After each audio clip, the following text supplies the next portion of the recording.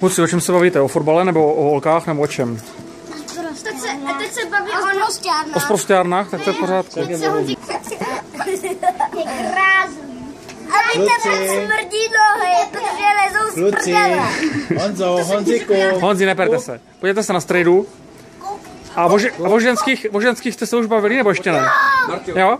A kdo z vás má holku nějakou? Jo? Já taky. On nemá holku. Já si tu pražnutou tady. Počkej, on ještě jedna věc. Kdo z vás má kluka? No tak to je špatný, to stále mi ani říkat. Tak po co si jdeš? Pražnutou. Tak si běž. Počkej, Honzo, nechoď. A kopni, Ondro. Ale ne do Honzika.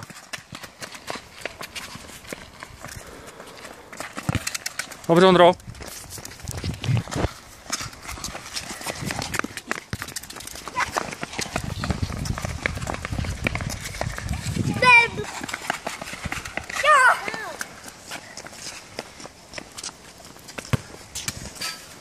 Máme. Jste spolu, kluci.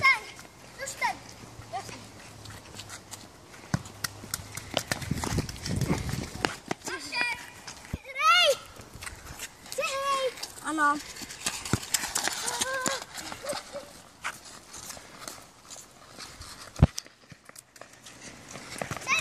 Jste spolu, kluci, jste spolu. Dobře, jste spolu. Les Praha. Aha. Myšutko! Myšutko! Myšutko! Myšutko!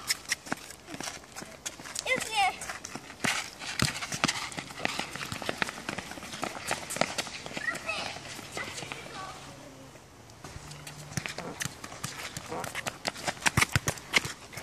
Nebyl? Naše!